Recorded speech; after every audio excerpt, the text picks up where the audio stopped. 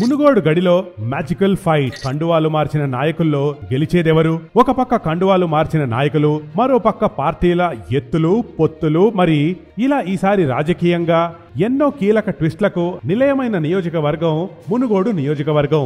మరి అలాంటి సెగ్మెంట్ లో ఏ పార్టీ జెండా ఎగరబోతోంది, ఏ లీడర్ కింగ్ కాబోతున్నాడు, ఏ పార్టీలు కింగ్ మేకర్ గా నిలవబోతున్నాయి, ఈ రోజు మన ఓటర్ వీడియోలో మాట్లాడుకుందాం.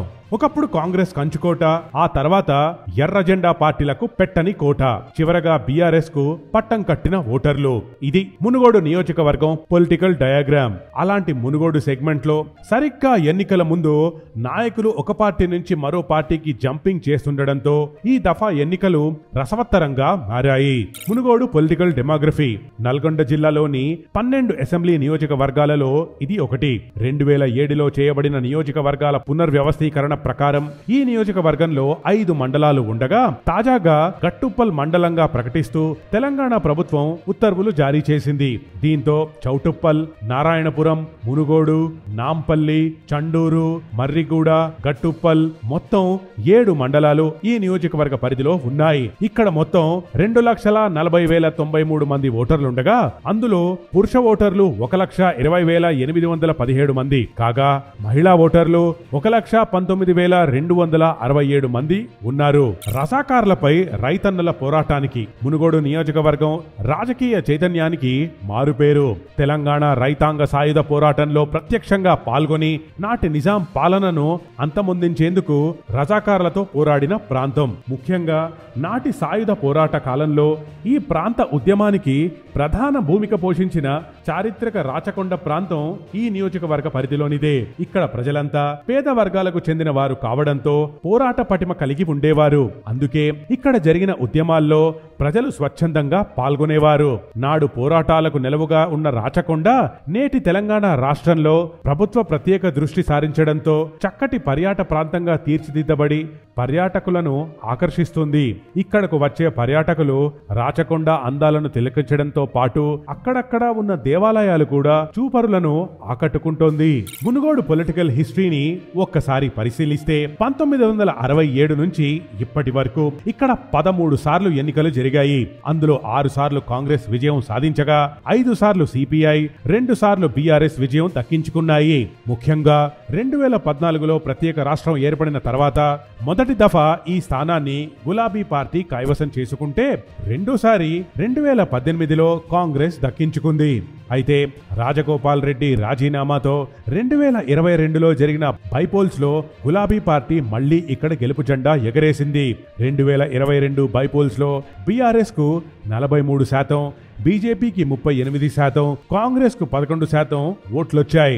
ఓట్ల లెక్క ప్రకారం చూస్తే ప్రభాకర్ రెడ్డికి 90,000కు పైగా ఓట్లు, రాజగోపాల్ రెడ్డికి 86,000కు పైగా ఓట్లు రాగా కాంగ్రెస్ అభ్యర్థిగా బరిలోకి దిగిన పాల్వాయి స్రవంతి రెడ్డికి 24,000 ఓట్ల వరకు వచ్చాయి. విచిత్రం ఏంటంటే ప్రత్యేక రాష్ట్రం ఏర్పడడానికి ముందు జరిగిన మొత్తం 10 ఎన్నికల్లో ఒక్కసారి కూడా అధికార పార్టీ గెలవలేదు. ప్రతిసారి ప్రతిపక్ష అభ్యర్థులనే గెలిపిస్తూ వస్తున్నారు. అభివృద్ధి లెక్కలేంటి? నియోజకవర్గంలో బీఆర్ఎస్ పార్టీ గెలుపొందిన తర్వాత 6,200 కోట్ల రూపాయలతో శివన్నగూడెం రిజర్వాయర్, చర్లగూడెం రిజర్వాయర్, కృష్ణరాంపల్లి రిజర్వాయర్లను ప్రారంభించి నీటి కొరత లేకుండా చేసింది. మిషన్ భగీరథ పనులు మునుగోడు నుంచే ప్రారంభం కావడంతో సాగునీటికి కొరత లేకుండా ఉంది. ఎస్డబ్ల్యూ లింగోటం వద్ద రోజుకు 70 మిలియన్ లీటర్ల నీటి శుద్ధి ప్లాంటు ఏర్పాటు వంటి అభివృద్ధి కార్యక్రమాలు ఇక్కడ జరగడం కూడా ప్రజలకు ఉపయోగపడుతోంది. నియోజకవర్గంలో సమస్యలు. మునుగోడులో బీఆర్ఎస్ ప్రభుత్వం వచ్చిన తర్వాత కూడా ఇక్కడి సమస్యలు అలాగే ఉన్నాయనేది ప్రజల వాదన. ముఖ్యంగా గట్టుప్పల్ మండలంలో ప్రభుత్వాసుపత్రి, ప్రభుత్వ కార్యాలయాల కొరత, సమస్యలను తీర్చలేకపోవడం, చండూరు రెవెన్యూ డివిజన్ ఏర్పాటులో హామీ నెరవేర్చలేకపోవడం, నేతన్నల ముడిసరుకుపై 40% రాయితీ ఇస్తానని ఉప ఎన్నికల్లో కేటీఆర్ ఇచ్చిన హామీ నెరవేరకపోవడం, వైఎస్ రాజశేఖర్ రెడ్డి హయాంలో ఇచ్చిన శేషలేటి వాగు ఛానల్ హామీ ఇప్పటికీ నెరవేరకపోవడం, ఆపరల్ పార్క్, డబుల్ బెడ్రూమ్ ఇళ్లు, నారాయణపూర్ చెండూరు వరకు డబుల్ లైనింగ్ రోడ్డు, ఇలా అనేక అభివృద్ధి కార్యక్రమాలు పెండింగ్ లో ఉండడం లాంటి ఎన్నో సమస్యలతో ఇక్కడ ప్రజలు ఇబ్బందులు పడుతూనే ఉన్నారు. ఒక్కసారి ఇప్పుడు జరగబోతున్న ఎన్నికలు, ఈ ఎన్నికల్లో పోటీ చేస్తున్న అభ్యర్థుల బలాబలాలను ఒక్కసారి పరిశీలిస్తే కూసుకుంట్లకు మళ్లీ కలిసొస్తుందా? 2002లో అప్పట్లో తెలంగాణ రాష్ట్ర సమితిగా ఉన్న బీఆర్ఎస్ లో చేరారు కూసుకుంట్ల ప్రభాకర్ రెడ్డి. అప్పటి నుంచి పార్టీలో కీలక నేతగా ఎదిగారు. 2014లో గులాబీ పార్టీ తరఫున మునుగోడులో ఎమ్మెల్యేగా పోటీ చేసి గెలుపొందారు. ఆ తర్వాత 2018లో కాంగ్రెస్ నేత రాజగోపాల్ రెడ్డి చేతిలో ఓటమి పాలయ్యారు. కానీ 2022లో రాజగోపాల్ రెడ్డి ఎమ్మెల్యేగా పదవి రాజీనామా చేయడంతో జరిగిన ఉప ఎన్నికల్లో తిరిగి గెలిచిన కూసుకుంట్ల ఆఖరికి ఎమ్మెల్యే అయ్యారు. మరి ఇప్పుడు మూడోసారి గెలుపు కోసం రెడీ అవుతున్నారు. పార్టీ ఇచ్చిన షాక్ తో కండువా మార్చేసిన చల్లమల్ల కాంగ్రెస్ పార్టీలో కీలక నాయకుడిగా, ఆ పార్టీ తరఫున టీపీసీసీ ప్రధాన కార్యదర్శిగా చల్లమల్ల కృష్ణారెడ్డి ఎన్నో కీలక బాధ్యతలు నిర్వర్తించారు. నిజానికి 2022లో కాంగ్రెస్ నుంచి రాజగోపాల్ రెడ్డి రాజీనామా చేయడంతో ఆ స్థానం కోసం చల్లమల్ల చాలా ప్రయత్నించారు. కానీ పార్టీ అధిష్టానం ఆయనకు కాకుండా పార్టీ సీనియర్ నాయకుడు, దివంగత రాజ్యసభ సభ్యుడు పాల్వాయి గోవర్ధన్ రెడ్డి కూతురు పాల్వాయి స్రవంతి రెడ్డిని బరిలోకి దింపింది. దీంతో నిరాశ చెందినప్పటికీ పార్టీలోనే ఉన్నారు కృష్ణారెడ్డి. అయితే ఆ ఎన్నికల్లో స్రవంతి రెడ్డి ఓడిపోవడంతో ఇప్పుడు అసెంబ్లీ ఎన్నికల సమయంలో తనకే టికెట్ పక్కా అని అనుకున్నారు ఆయన.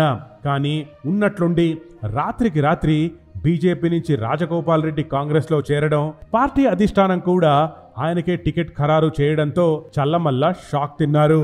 దీంతో ఆగ్రహంతో పార్టీ మారి బీజేపీ కండువాతో ఎమ్మెల్యే టికెట్ పట్టేశారు. సొంత గూటికి రాజగోపాల్ రెడ్డి తెలంగాణ ఉద్యమంలో చురుకైన పాత్ర పోషించి రాష్ట్ర వ్యాప్తంగా పాపులర్ అయిన నేత కోమటిరెడ్డి రాజగోపాల్ రెడ్డి. మొదటి నుంచి కాంగ్రెస్ పార్టీలో కీలక నాయకుడిగా స్ట్రాంగ్ కమాండ్ ఉన్న లీడర్. 2016లో భువనగిరి ఎంపీగా గెలిచి బాధ్యతలు నిర్వహించారు. అయితే 2018లో అసెంబ్లీ ఎన్నికల్లో పోటీ చేయడం కోసం తన ఎంపీ పదవికి రాజీనామా చేసి మునుగోడు బరిలో దిగారు. సమీప అభ్యర్థి బీఆర్ఎస్ నేత కూసుకుంట్ల ప్రభాకర్ రెడ్డిపై దాదాపు 24,000 ఓట్ల మెజారిటీతో గెలుపొందారు. ఆ తర్వాత పార్టీతో మనస్పర్ధలు కారణంగా 2022లో ఎమ్మెల్యే పదవికి రాజీనామా చేసి బీజేపీ తరఫున ఉప ఎన్నికల్లో పోటీ చేశారు. కానీ ఈసారి బీఆర్ఎస్ అభ్యర్థి కూసుకుంట్ల ప్రభాకర్ రెడ్డి చేతిలో ఓటమి పాలయ్యారు. అయితే ఇప్పుడు అసెంబ్లీ ఎన్నికల సమయంలో కరెక్ట్ గా తిరిగి సొంత గూటికి చేరి మళ్లీ కాంగ్రెస్ కండువా కప్పుకున్నారు. కాంగ్రెస్ అధిష్టానం కూడా ఆయనకే మునుగోడు టికెట్ ఇవ్వడంతో రెండోసారి గెలుపు కోసం రెడీ అవుతున్నారు.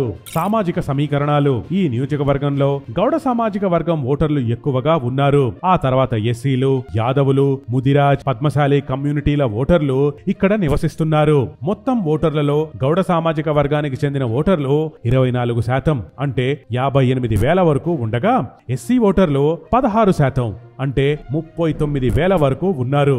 యాదవ సామాజిక వర్గానికి చెందిన ఓటర్లు 14% అంటే 34,000 వరకు ఉండగా, ముదిరాజ్ కమ్యూనిటీ ఓటర్లు 14% అంటే 32,000 వరకు ఉన్నారు. పద్మశాలి ఓటర్లు 10% అంటే 25,000 వరకు ఉన్నారు. ఇక మిగిలిన 25% వేరువేరు సామాజిక వర్గాలకు చెందినవారు. కమ్యూనిస్టు పార్టీలదే కీ రోల్. కాంగ్రెస్ పార్టీలో కీలక నేత అయిన కోమటిరెడ్డి రాజగోపాల్ రెడ్డి 2022లో పార్టీని వీడడంతో ఆ పార్టీ బాగా బలహీనపడింది.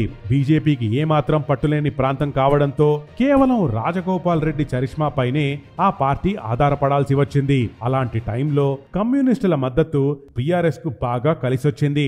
ఉప ఎన్నికల్లో కీలక విజయాన్ని అందించింది. అయితే ఈసారి కూడా ఇక్కడ కమ్యూనిస్టుల మద్దతు చాలా కీలకం కానుంది. బీఆర్ఎస్ మళ్లీ గెలవాలంటే ఖచ్చితంగా వాళ్ల సపోర్ట్ కావాల్సిందే.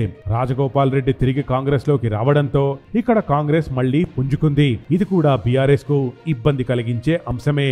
ఇది మునుగోడు నియోజకవర్గం స్పెషల్ స్టోరీ. మరి బీఆర్ఎస్ తరఫున బరిలోకి దిగుతున్న కూసకుంట్లకు మరోసారి మునుగోడులో ప్రజలు పట్టం కడతారా? బీజేపీ నుంచి సొంత పార్టీ కాంగ్రెస్ కు తిరిగొచ్చిన రాజగోపాల్ రెడ్డి మానియా మరోసారి పనిచేస్తుందా, లేక కాంగ్రెస్ పార్టీ మోసం చేసిందంటూ బీజేపీలో చేరిన చల్లమల్ల కృష్ణారెడ్డిపై ఓటర్లు సానుభూతి చూపిస్తారా అనేది ఇప్పుడు ఆసక్తికరంగా మారింది.